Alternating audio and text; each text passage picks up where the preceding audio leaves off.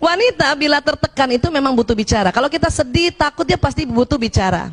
Kenapa? Perempuan itu, Bu, kalau dia udah ngomong, baru dipikirin tuh omongannya. Nah, itu perempuan rata-rata. Laki-laki, ya, bila tertekan tidak mau bicara. Ini harus hati-hati ya, Bu. Kalau suami ibu sampai di rumah, kemudian ibu lihat, ya, dia kayaknya sedih banget mukanya, ya, karena 10 menit tadi. Setelah 10 menit masih sedih, kan ibu tanya kan, Abi sedih ya? Iya. Abi capek ya? Iya. Bu, kalau ibu sudah tanya suami yang mukanya tadi sedih setelah 10 menit ya, 10 menit pertama kan itu lazim, setelah 10 menit masih sedih banget, dan ibu tanya, dan dia bilang iya, tolong ibu tidak tanya-tanya lagi. Saya dulu salah. Waktu suami saya datang, saya lihat mukanya kan, ayah capek ya? Iya. Kenapa sih ya? Mbok ya cerita sama aku kan istrimu, ibu dari 5 anak-anakmu. Apa kata suami? Diam. Itu sakit hati banget. Ya, laki-laki tidak mau diajak bicara, Bu. Kenapa? Ada otak laki-laki yang Allah kasih, tidak ada sama perempuan. Apa? Pada saat dia ada masalah, dia harus diam untuk mencari solusi sendiri. Makanya jarang laki-laki kalau ada masalah pergi konseling. Jarang. Kalau perempuan ada masalah pergi konseling, Bu. Kenapa? Supaya ada yang dengerin. Suami gue nggak dengerin, ya udah gue ke dokter Aisyah aja deh. Dengerin. Dan konsultan perempuan harus yang terlatih. Kalau enggak, dia juga pengen ngomong, Bu.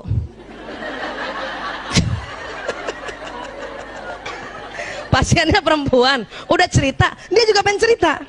Makanya konsultan perempuan itu, psikolog perempuan atau dokter konselor perempuan ya, itu harus terlatih untuk dengar. Sudah selesai semua, tinggal memetakan. Ya, laki-laki enggak. Dan ingat, laki-laki mau cerita sama istrinya kalau masalahnya ini sudah ada alternatif solusi. Jadi ibu tenang aja, nanti dia cerita kok. Termasuk anak kita kalau datang. Ya, sayang, kok kayaknya marah ya? Iya bun, Mbok ya cerita sama bunda. Bunda kan ibumu yang melahirkanmu. Sebetulnya anak laki mau bilang diam, tapi takut durhaka. Enggak kayak bapaknya, langsung diam. Paham ya Bu? Ya, biarin. Jadi gimana Bu Aisyah? Bilang sama suami, ayah capek banget ya? Iya. Ini minum, ini makanan. Ya, kalau mau ngobrol panggil aku ya. Ah gitu. Gitu, udah kita jauh-jauh dikit. Biasanya sambil nonton TV tuh. Mukanya gitu. Ya. Anak juga begitu, anak laki-laki. Ya, kakak capek ya? Iya bun. Ya udah ini makan, ini minum. Kalau mau cerita kapan-kapan panggil bunda ya. Belum tentu hari itu dia mau cerita bun, bisa jadi minggu depan. Ya, kenapa? Laki-laki mau cerita sama perempuan, masalahnya dia cerita, tapi dia sudah ada alternatif solusi. Supaya apa? Laki-laki ingin dianggap sebagai pahlawan. Bun, ada PHK di kantor aku. Oh ya gitu ya. Terus apa kebijakan ayah? Ah tanya gitu. Ya, ya aku sih sebenarnya susah banget ya ambil keputusannya, saya mutasi aja. Oh gitu, insya Allah kebijakannya Abi ya itu manfaat cia gitu dong. Ya, nah itu jangan kita suami cerita, bun, ya di kantor ada pemecatan PHK, terus kita diam aja.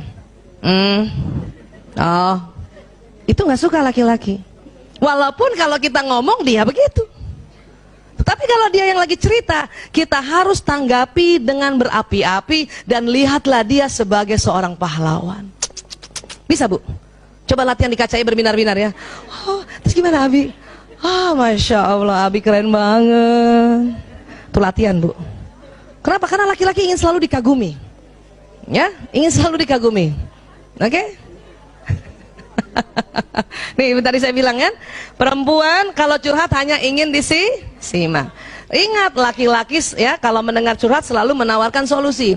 Ibu, pada saat ibu curhat dan suami ngasih solusi, karena ibu yang sudah belajar duluan, langsung bilang, ya Allah, dia mencintaiku sehingga curhatku dia kasih solusi. Walaupun ibu gemes banget kan, bukan mau solusi, ibu cuma mau kamu denger aja gitu. Ayah, aku capek banget setiap hari nganter anak-anak sekolah naik motor. Kata suami apa biasanya? Ya udah naik ojek aja kan gitu kan? Itu solusi bukan? Tapi karena istri bukan mau solusi, waktu disuruh kasih solusi ojek marah. ojek sekarang nggak bisa dipercaya, Abi. Ya udah kalau gitu panggil supir, apalagi supir. Wah. Terus kata suami apa? Lo katanya capek. Ya. Sebetulnya perempuan hanya ingin didengar, dan kalimat yang paling senangi perempuan apa? Umi kasihannya capek banget. Ciela, ya Allah. Bu, saat itu juga nggak jadi capek. Betul. Suami saya udah paham tuh. Kalau saya ngeluh apa-apa, kasihan kamu capek, istirahat aja. Ciela. Padahal maksud dia, udah diam nggak usah ngomong. Tapi kalimatnya sudah belajar dia. Kalau dulu astagfirullahaladzim, ngasih solusi berantem. Suatu ketika saya makan bakmi ayam sama suami, itu saya bilang, ya Allah kalau bakmi ayam gini kurang nendang ya. Dia kasih solusi, ya udah yuk kita makan nasi goreng lagi. Ya. Itu solusi. Paham? Dan suami saya juga sudah pintar sekarang, Masya Allah. Kalau saya curhat, setelah dia dengar curhat, apa dia bilang sama saya? Ibu, mau pakai solusi apa enggak? Itu kayak nanya mau pakai bawang goreng apa enggak. Kenapa? Kata suami saya, daripada gue berantem muter-muter debat kusir gara-gara ini. Paham ya? Nah itu tadi. Jadi gimana? Kalau gitu dari awal ibu bilang sama suami, Abi, ayah, ya, Mas, aku mau cerita aja ya. Oke, dia akan dengar. Kenapa? Karena laki-laki merasa kalau perempuan sedang ngobrol, dia harus carikan solusi. Itu dia capek juga, Bu. Tapi kalau dari awal kita bilang, dengar saja ya, aku cuma mau cerita, dia udah tenang. Oh, bukan solusi. Ya, dia selalu dengar, suami selalu ingin dianggap sebagai pahlawan. Itu harus diingat. Ya. Kenapa suami ingin dianggap pahlawan? Ini Bu, ini otak dibelah ya. Ada yang merah-merah ini. Coba pegang dulu dahinya Bu. Nah, di dalam situ Bu, ini kayak ibu pegang dahi itu yang ini nih, ini ya, depan sini ya. Nah, agak ke dalamnya itu ada segitiga. Ini saya kasih warna merah, aslinya bukan warna merah ya. Namanya hipotalamus. Hipotalamus. Apa Bu? Hipotalamus.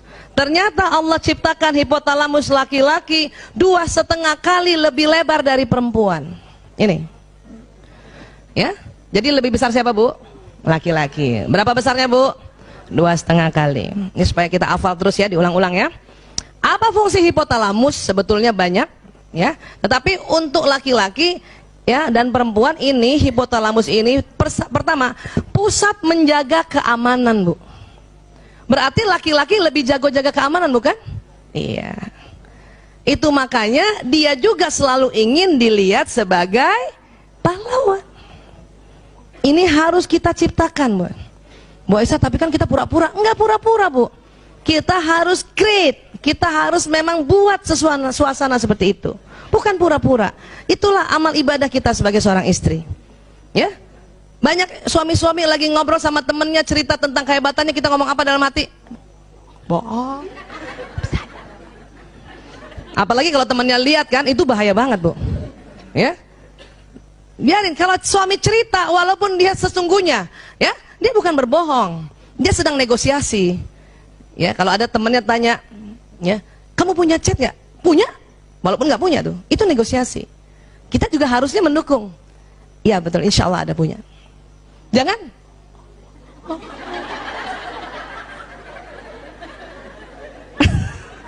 Itu kalau suami tahu itu marahnya minta ampun Bu. Ya Allah, karena kita menjatuhkan, nggak mau dia. Itu yang bikin setiap hari akhirnya apa? Dia dendam sama kita. Sehingga dia mencari perempuan yang menganggap dia seorang pahlawan.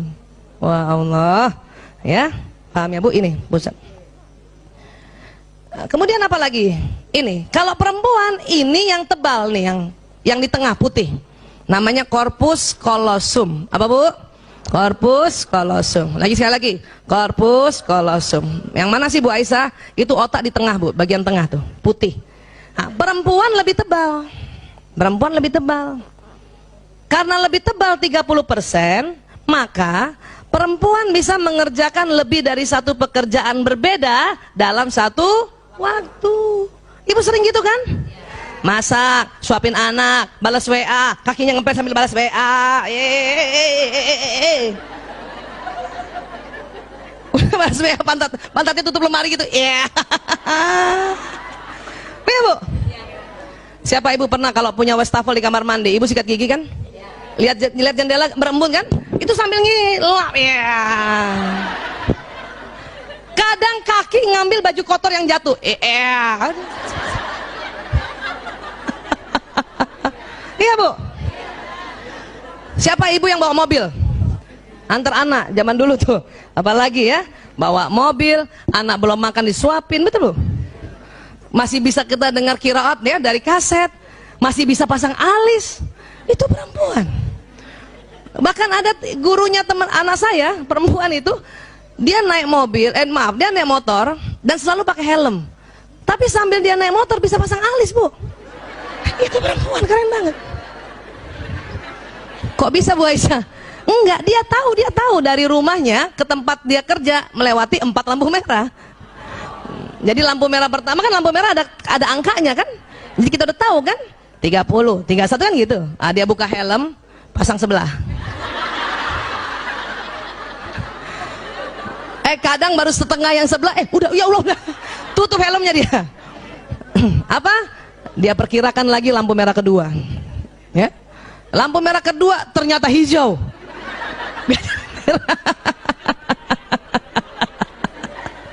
Lampu merah ketiga untung merah, dia buka betulin dikit, ya baru sebelah kan. Lampu merah keempat enggak, merah hijau, makanya sampai pekarangan sekolah baru sebelah. Tapi itu nggak masalah, sebelum taruh helmnya di pekarangan sekolah bikin satu lagi. Luar biasa, itu karena otak kita yang korpus kolosumnya lebih tebal.